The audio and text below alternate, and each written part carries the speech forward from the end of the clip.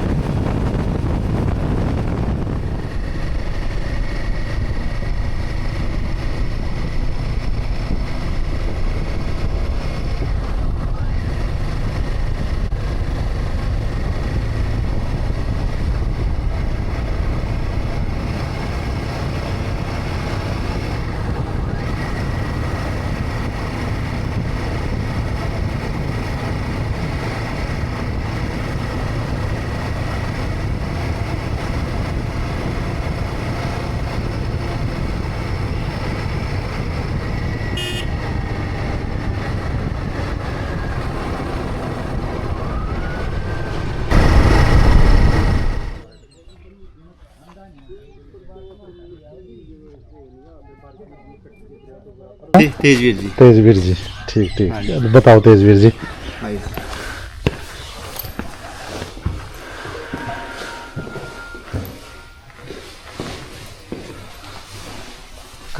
हाँ बिल्कुल तेजवीर जी। टोटल सारी साइट है सर 550 हेक्टेयर में फैली हुई है। राखी साइड है, 11 टीलों में डिवाइड है। साटिले गांव के आसपास है। इसके 4 टिले हैं, अप्रोक्सीमेट गांव से 2-3 किलोमीटर की डिस्टेंस भी है यहाँ से।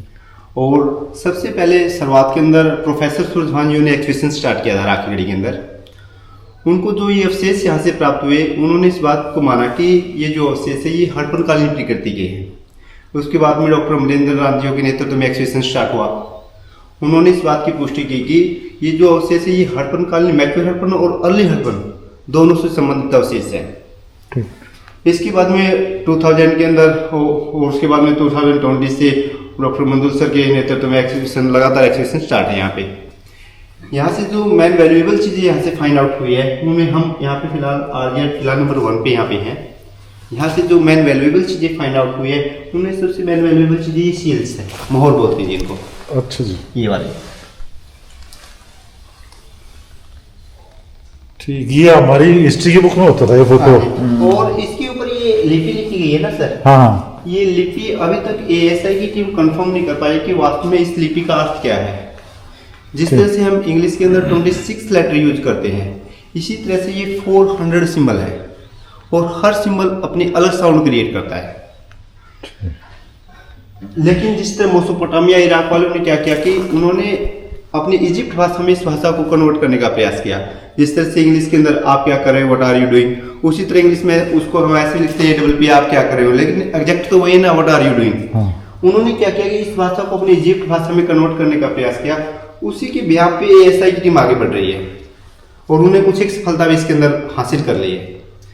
इसके अलावा ये साइन है, जिस तरह से कई सिरों पे कभी यूनिकॉर्न का साइन है, बैल का साइन है, अलग अलग से साइन मिलते हैं हर शील्ड्स पर। ये इस चीज को इंडिकेट करता है कि जिस तरह यूनिकॉर्न का साइन इस चीज को दर्शाता है कि मान लीजिए ये किसी प्रभावशाली व्यक्ति के पास रहा होगा, जिसके प्रभाव में सुरक्षा से संबंधित काफी क्षेत्र आता होगा। बैल की शान होता तो उससे संबंधित कृषक किसान से संबंधित रहा होगा, वो किसान के संबंधित रही होगी। तो ये अलग अलग इसका चीज को दर्शाता है। इसको शील्ड्स को बनाने में ब्लू स्टोन्स, जिसमें चांदी जैसी चमक होती है, ब्लू स्टोन्स का यूज किया जाता था। इसके अलावा एक अल्बस्टर नाम का पत्थर होता था जिसको सेलखड़ी बोलते थे, उनका भी इस शील्ड्स को बनाने में यूज किया जाता था। और राजा महाराज इसको व्यापार के लिए उस टाइम पे यूज किया करते थे। ये रेटल झुंझुना जी, ठीक ठीक ठीक ठीक है। यह आर्या टिला नंबर 1 से भट्टियों के भी काफी अंश मिले हैं, जिससे ASI की टीम मान के चल रही कि यहाँ से कच्चे माल को पक्के माल में कन्वर्ट करके यहाँ से निर्यात किया जाता था। जो भट्टी के अंश मिले हैं उसके साथ में ये जो आपको राउंडेड ये गोले दिखाई दे रहे हैं ना, इसको मुष्टिका बोलते थे उस टाइम पे। देसी भाषा का यूज करें तो हम ये मिट्टी के गोले, वरना इसको मुष्टिका बोलते हैं। इनके ऊपर बेकायदा उस टाइम के फिंगरप्रिंट मिलते हैं हमें, ठीक ठीक। क्योंकि इसका क्या होता है, इस तरह भट्टी की हीटिंग को कंट्रोल करने के लिए ये मिट्टी के गोले को प्रेस करके उसके अंदर डाल देते थे, जिससे हीटिंग कंट्रोल हो जाती थी। बाद में जैसे वो पक्के तैयार होते तो उनको विल्ड एनिमल से बचने के लिए एज ए वेपन के रूप में इनका यूज किया जाता है, यानी डबल स्टैंडर्ड से इनका यूज किया जाता था। ठीक ठीक ठीक। ये मिट्टी की बैंगल्स है, जिस तरह से ब्लू स्टोन से निर्मित चूड़ियाँ, बीड्स मनके और हाथीदांत से निर्मित चूड़ियाँ, ये चीजें जो प्रतिष्ठित परिवार से संबंधित लेडीज है वो यूज किया करती थी इन हार श्रृंगार की चीजों को।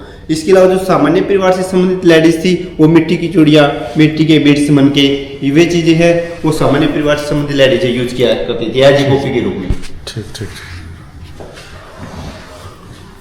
स्पेसिफिक चैम्बर मिले थे फॉर डाइंग क्लॉथ्स, कपड़ा रंगने के। ठीक ठीक। और ये कपड़ा रंगाई के जिस तरह धब्बे जो आपको ये नजर आ रहे हैं, ये इस चीज को ये अभी कवर किया हुआ है, जिस तरह हैवी रेनफॉल की वजह से डैमेज वगैरह ना हो जाए, इसलिए इसको कवर किया हुआ है फिलहाल। ठीक है सर। ये जो आपको ब्रंट ब्रिक्स नजर आ रही है, पक्की ईंटें, मोस्टली जो हाउसेज बनाने के लिए ना मड ब्रिक्स का यूज किया जाता था, कच्ची ईंटों का। जहाँ पे ड्रेन का सिस्टम, कुएं का यानी पानी का सिस्टम होता था, वहाँ पक्की ईंटों का यूज करते थे। इसके अलावा हाउसेज वगैरह बनाने के लिए ये मड ब्रिक्स का यूज करते थे। जो ईंटों का रेशियो है वो 1:4 का रेशियो रहता था, 1 की मोटाई, 2 की चौड़ाई और 4 की लंबाई। ईंटों का साइज छोटा बड़ा हो सकता था, लेकिन रेशियो सेम रहता था। ये जो ये बीट वाली है, और ये ना सर, जिस तरह से ये बर्तन पोर्ट्स है ना, ये मोस्टली बरियल्स के साथ मिलते हैं। अच्छा जी। यहाँ पे 7 नंबर बरियल साइट है, जिसको गवर्नमेंट ने 2 मंथ पहले एक्वायर किया है। हर बरियल के साथ इस तरह के पोर्ट्स मिलते हैं, बर्तन मिलते हैं। जिस तरह से ये स्केलेटन्स है आपको दिखाई दे रहा है ये वाला, इस स्केलेटन्स की एक बाजू ये कट है, टूटी हुई है, और हाफ शेप का हिस्सा भी कटा हुआ है। इससे एएसआई की टीम मान के चल रही है कि ये उस टाइम पे कोई वीर योद्धा या सैनिक रहा होगा जो लड़ते हुए वीर गति को प्राप्त हुआ है। वो ये अप्रोक्सीमेट 4,500 साल पुराना स्केलेटन है सर। ठीक ठीक। ठीक है। इसके साथ में ये बर्तन आपको नजर आ रहे हैं, ये कल्टीवेशन लैंड है अभी भी फिलहाल, क्योंकि 2 मंथ पहले ही गवर्नमेंट ने उसको एक्वायर किया है। उसकी वजह से थोड़ा बहुत ऊपर से डैमेज हुए है कुछ। जिस भी स्केलेटन के साथ जिस तरह इनका दफनाने का, बर्तन का दफनाने का मेन रीजन क्या होता था कि इसके अंदर जो इस व्यक्ति का इंटरेस्टिंग फूड होता था उसको फिलअप करके साथ में ही वो लोग दफन कर देते थे। वो मान के चलते थे कि इस व्यक्ति ने इतने लंबे समय तक इस परिवार की सेवा की है, तो वो एक लंबी यात्रा पे जा रहा है, तो उसको रास्ते में जो भूख प्यास लगेगी तो वो इन चीजों का यूज करेगा। उस टाइम पे ये परंपरा रही होगी। जैसे मिस्र में भी तो यही है, वो कपड़े सोना वगैरह उसके साथ दफन कर देते थे शायद, है ना। और जिस स्केलेटन के साथ वो एक शाइनिंग वाला बर्तन दिखाई दे रहा है सर, वो वाला शोरहाई जिसको बोलते हैं। ठीक ठीक। जिस भी स्केलेटन के साथ, ये तो देखो नॉर्मल बर्तन है। हाँ हाँ। जिस भी स्केलेटन के साथ इस तरह की शाइनिंग वाले बर्तन मिल जाते हैं, हाँ, काफी अट्रैक्टिव, काफी ज्यादा मात्रा में मिलते, हाँ, वो मान के चलते कि उस टाइम एक प्रतिष्ठित परिवार से संबंधित व्यक्ति था, और जिसके साथ में इस तरह के सामान्य बर्तन मिलते हैं वो एक सामान्य परिवार से संबंधित वो व्यक्ति था। ठीक है सर। ये देखिएगा, ये जालीनुमा जो आपको दिखाई दे रहे हैं ना सर, ये हम उस टाइम का फ्रिज मान सकते हैं, क्योंकि ये हमें छोटे साइज में मिले हैं और बड़े साइज में मिले हैं। ठीक ठीक। छोटे साइज का मिला तो उसके अंदर से अलग से एक छोटे साइज का पोर्ट अलग से मिलता बर्तन, और बड़े साइज का मिला तो एक बड़े साइज का अलग से एक पोर्ट उसके अंदर मिलता है। जिस तरह छोटे साइज के पोर्ट के अंदर दूध दही वगैरह जो चीज वो रखते थे, एक तो जालीनुमा होने के कारण बाहर से उसको डबल प्रोटेक्शन मिल जाता था, एक हवा क्रॉसिंग होती रहती थी ताकि उसको लंबे समय तक डैमेज होने से बचाया जा सकता था। एक ये चॉकलेट कलर की जो पेंटिंग नजर आ रही है यहाँ पे भी है, एक वो देखिएगा आपको वो चॉकलेट कलर की जो पेंटिंग नजर आ रही है ना, ये अर्ली हर्पन काल को दर्शाती है। अर्ली हर्पन काल के अंदर ही चॉकलेट कलर की पेंटिंग वो यूज की जाती थी। ये पोर्ट्स के टुकड़े सर ये वाले। ठीक ठीक। ये जो आपको दिखाई दे रहा है, जो राखीगढ़ी गांव था, एक दृष्टावती नदी के किनारे बसा हुआ था सर, जो सरस्वती नदी की एक सहायक नदी होती थी। हाँ। और कोई भी नदी अपने साथ में पत्थर, कंकड़, रेती वगैरह के कण बहा के लेके आती है। इसी चीज को फाइंड आउट करने के लिए एएसआई की टीम 25 मीटर की गहराई तक गई थी, काफी जगह ट्रेंचें लगाई थी। उनको काफी ऐसे अवशेष मिले जो इस चीज को दर्शाते हैं कि यहाँ से दृष्टावती नदी बहती थी। और जो साक्ष्य राखीगढ़ी से मिले, जिस तरह बरियल साइट पे विधिवत तरीके से स्केलेटन का दफन किया मिलना, जो रेजिडेंशियल सेक्टर वहाँ पे हाउसेज वगैरह मिलना, और यहाँ पे भट्टियों के अंश मिलना, वो इस चीज को दर्शाते हैं कि जो यहाँ से हड़प्पनकालीन सभ्यता के जो लोग थे, दृष्टावती नदी के सोखने के कारण यहाँ से प्रस्थान करके दूसरी जगह पे शिफ्ट हो गई थी। क्योंकि बुकों के अंदर हमें कई जगह साक्ष्य मिलते हैं कि जो हड़प्पनकालीन सभ्यता थी उसके डिस्ट्रॉय का मेन रीजन बाढ़ या भूकंप को वो दर्शाते हैं। हो सकता है कि यहाँ दृष्टावती नदी सूखने के कारण यहाँ से प्रस्थान करके दूसरी जगह शिफ्ट हो गए हो, वहाँ पे बाढ़ या भूकंप की वजह से ये सभ्यता पूर्ण रूप से डिस्ट्रॉय हो गई हो। क्योंकि इनका जो ओवरऑल काल रहा है 6000 बीसी से 6000 बीसी से 2600 बीसी तक इनका जो काल रहा है, ये अर्ली हड़प्पन का, 2600 बीसी से 1900 बीसी तक इनका मैच्योर हड़प्पन का, और 1900 से 1300 बीसी तक इनका डिक्लाइन का फेस रहा, जो पतन का कारण रहा इनका। ये 3 फेस में डिवाइड किया है इसको। ये उसी के लिए वो ट्रेंच लगाई गई थी दृष्टावती नदी के अंश फाइंड आउट करने के लिए। इसके अलावा ये 10 होल नजर आ रहे हैं, ये वाले आपको, ये वाले, ये जिस तरह से हम देसी भाषा का यूज करें ना, आजकल जैसे टाइलें लगाते हैं ना, तो मड ब्रिक्स नीचे लगा के मोटे प्लास्टर से लिपाई की जाती थी। इसी तरह मड ब्रिक्स की दीवारें निकाल के वो भी मोटे प्लास्टर से लिपाई की जाती थी। और ये 10 होल रखने का मेन रीजन ये था कि ये उस टाइम का बहुत बड़ा अनानागार था, अनाज को संग्रह करने की जगह, अनाज को इकट्ठा करने की जगह, जिससे नीचे मोटे प्लास्टर की लिपाई होने की वजह से अनाज सीलन न पकड़ सके, और 10 होल अनाज के अंदर जो गैस क्रिएट होना वो इन होल के माध्यम से बाहर निकल जाए, और जो इसके अंदर से हवा क्रॉसिंग होती रहे उसको लंबे समय तक डैमेज होने से बचाया जा सके।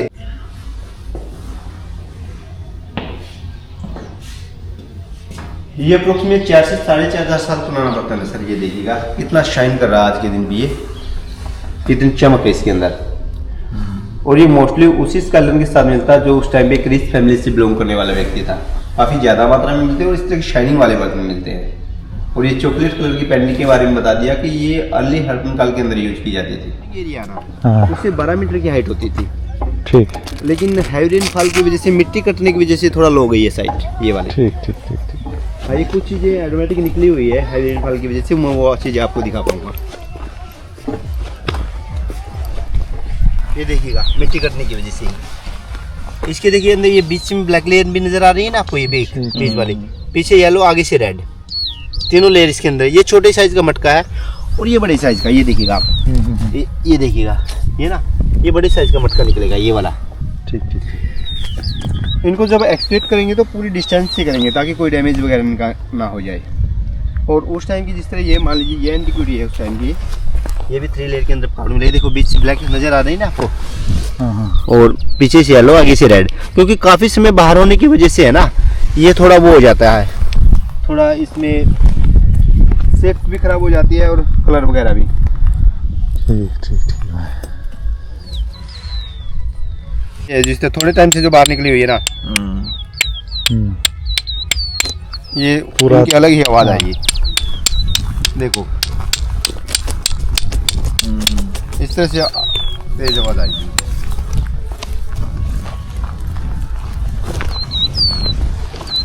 ये जो आपको टावर दिखाई दे रहा है ना सर यहाँ से, हाँ हाँ, ये वाला ट्रांसफॉर्म जो दिखाई दे रहा है, बिल्कुल बिल्कुल भाई, उसकी कोठी के सामने ये बरियल साइट है। ठीक। और वहीं से 60 स्केलेटन ऑलरेडी फाइंड आउट हो चुके हैं। अच्छा। प्राइवेट लैंड है, 3 मंथ पहले ही गवर्नमेंट ने उसको एक्वायर किया है। जो हम एग्जीबिशन सेंटर के अंदर जो एक्सिबिशन हमने देखा, एग्जीबिशन सेंटर के अंदर जो स्केलेटन देखा वो वहीं से फाइंड आउट हुआ है। और इसके अलावा दिल्ली नेशनल म्यूजियम के अंदर एक, कभी गए हो सर आप? काफी पहले गया था आप तो एक लेडीज का स्केलेटन वहाँ पे है, 2014 में मिला था यहाँ से, प्रोफेसर शिंदे के नेतृत्व में जब एक्सिबिशन स्टार्ट हुआ था यहाँ से। उसने हाथ में बेकायदा बैंगल्स डाली हुई है, चूड़ियाँ, अप्रोक्सीमेट 6 फुट का स्केलेटन है वो, तो वो भी वहाँ से ही फाइंड आउट हुआ था। ठीक ठीक ठीक ठीक। अभी इसको वही 10 से 12 दिन के बाद में दोबारा से एक्सहिबिशन स्टार्ट करेंगे वहाँ पे, क्योंकि फसल वगैरह ना, फसल कटने के बाद हाँ, वहाँ पे कोई भी ट्रेंच लगाते हैं तो वहाँ से स्केलेटन निकल के आता है जी। ठीक ठीक। इसलिए उसको बरियल साइड नाम दिया गया है। 7 नंबर है, उसको 7 नंबर नाम दिया गया है। ये 1 नंबर है सर। ठीक है ठीक। ये जो टावर्स दिखाई दे रहे हैं ये 5 नंबर है सर। ये सामने जो गाँव, ये जो टावर है ये 5 नंबर है। ठीक है जी। जहाँ हम अभी चलेंगे ये ओपन साइड है, ये रेजिडेंशियल सेक्टर, ये 3 नंबर साइट सर। जो ये मजार वगैरह बनी हुई है वो 2 नंबर साइट है सर। ठीक ठीक है। और इसके अलावा 4 नंबर पैरेट वॉल है, उनके बगल में ही उस साइड में है। ठीक। और एक 6 नंबर जो ये 7 नंबर है ना सर, हाँ जी, उसके आगे ही अड़ा बोलते हैं 6 नंबर उसको, जो 97-98 के अंदर एक्सहिबिशन हुआ था, जो मड ब्रिक्स की हाउसेज दिखाई दे ना मैंने, हाँ, वो 6 नंबर वहाँ पे है। अच्छा, वो वापस दबा रखे हैं। हाँ जी, वो भी प्राइवेट लैंड है इसी तरह अभी तक। ये 7 टिले तो गांव के आसपास है, इसके अलावा 4 टिले गांव से 2 से 3 किलोमीटर की दूरी पे है। ठीक ठीक। लोहारी डागो उस साइड में सर। ठीक। तो अब वहाँ पे देख लेते थे, यहाँ पे एक्सहिबिशन अभी ऑलरेडी स्टार्ट है, कुछ एक चीज़ें निकली हुई है वहाँ। ये हड़प्पन कालीन है या सिंधु कालीन? ये हड़प्पन कालीन सभ्यता की ही अंश बने। सिंधु सभ्यता और हड़प्पन कालीन सभ्यता में थोड़ी सिमिलरिटी है जी, मोस्टली काफी चीजें सिमिलरिटी मिलती है। और ये जिस तरह 97-98 के अंदर जो एक्सहिबिशन हुआ था ना, हाँ। ये वाला नीचे के अंदर, ये वो इसको जिस तरह मोटे प्लास्टर से इसको ढक के, पॉलिथीन से और मिट्टी से ढक दिया, जब साइड बनेगा तो इसको ओपन कर देंगे। ठीक ठीक ठीक। कुछ भट्टी के अंश से वहाँ पे specific chamber for dyeing clothes के मिलना, ठीक चीज़ों को सारे को वो, क्योंकि टूरिस्ट है उसको अच्छे तरीके, क्योंकि इन चीज़ों को मैन सुरक्षित रखना भी मैन बहुत जरूरी है, सुरक्षित रखा जाए। ये है, ये 2024 के अंदर फाइंड आउट हुए थे। ये देखिएगा 2 स्टोव चूल्हे हैं और 1 पिट, एक हारा है बीच के अंदर। ठीक ठीक ठीक ठीक। ये जिस तरह स्केलेटन बन गया है ना, इससे थोड़ा वो डैमेज हुआ है, ये वाला बच्चे का स्केलेटन है उसका, ये एज इट इज। और ये 2nd मंजिल है सर। बेसिक आज के दिन भी वही है, जिस तरह हम धुएं की व्यवस्था घरों के अंदर इस तरीके से करते हैं कि धुआं ऊपर से निकल जाए, घर के अंदर ना फैले, तो बेसिक आज के दिन भी वही है, थोड़ा समय के अनुसार थोड़ा बहुत चेंज हुआ है।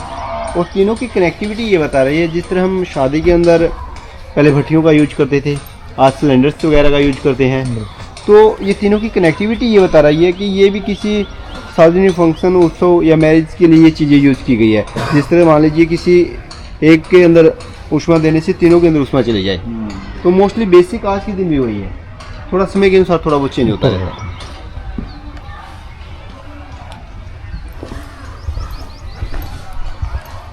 ये वही ईंटें जो हमें एग्जीबिशन सेंटर के अंदर 1:4 के रेशियो में मैंने आपको दिखाई थी।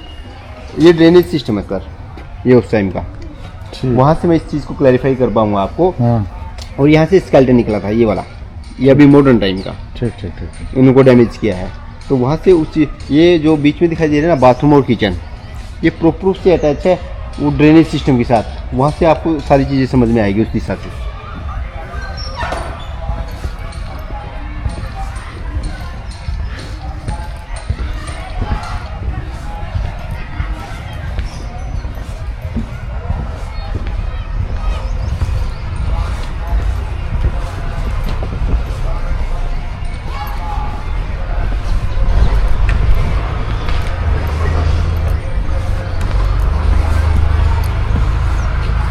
ये प्राइवेट वेल है सर, ठीक। उस टाइम का निजी कुआं है ये।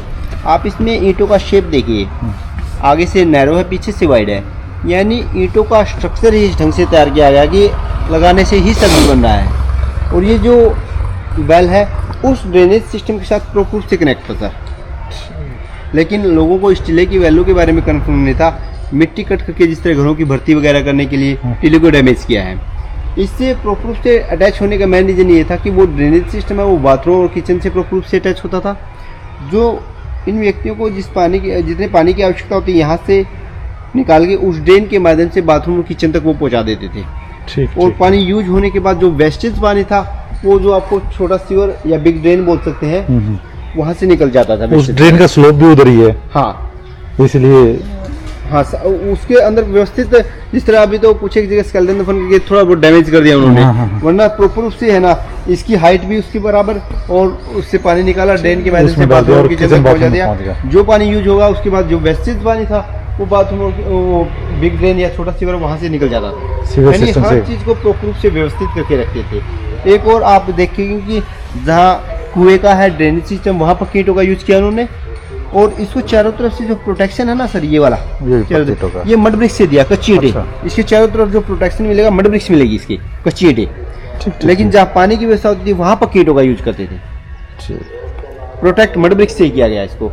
थोड़ा भी एक्सपेक्ट करेंगे तो चारों तरफ से मड ब्रिक्स निकल के आएगी, कच्ची ईंटें निकल के आएगी।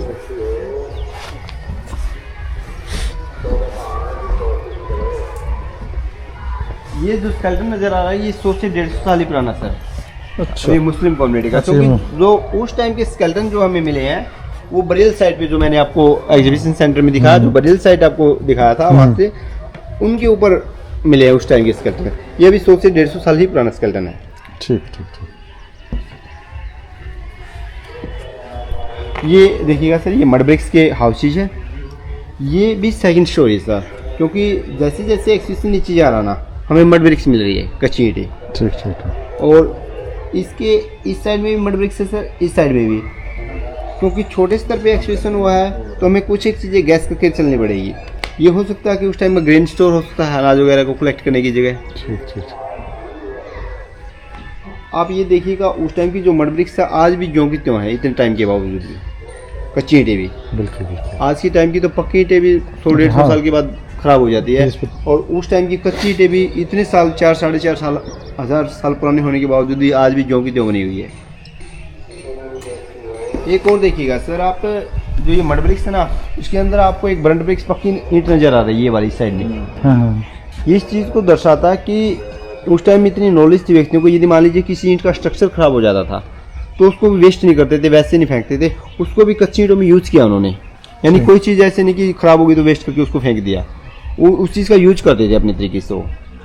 इसके अलावा ये बर्निंग गैस दिखाई दे रही है, ये राख जो दिखाई दे रही है सर, ये चूल्हा है सर, ये वाला।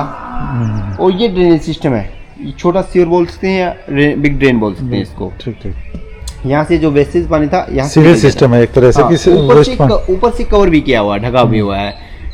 कवर ढका होने का मेन रीजन है कि जो वेस्टेज पानी है उससे गंद, हवा के माध्यम से गंद वगैरह ना आए, इसलिए ऊपर से कवर किया हुआ, ढका हुआ उसको। उस टाइम जो हाउसेज होते थे मोस्टली बैक साइड से उसका ड्रेनेज सिस्टम होता था।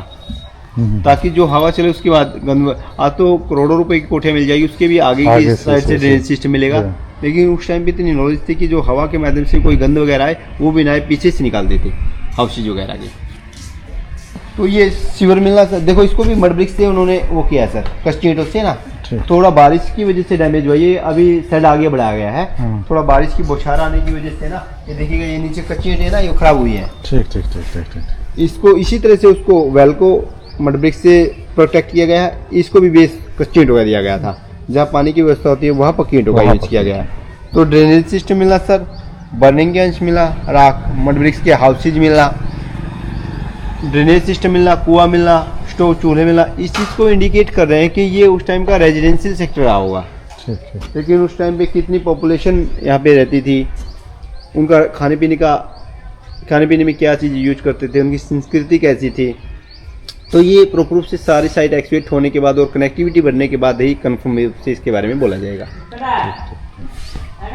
चीज़ें में सीधा डाइवर्ट हो जाए, इसको भी प्रॉपर रूप से व्यवस्थित तरीके से उन्होंने किया हुआ है, ताकि ओवरफ्लो ना पानी मान लीजिए किसी तरीके से यहाँ से टकरा के सीधा ड्रेनेज सिस्टम से डाइवर्ट हो जाए। यानी ये चीज़ दर्शा रही है कि वो हर चीज़ को प्रॉपर रूप से व्यवस्थित तरीके से वो रखते थे।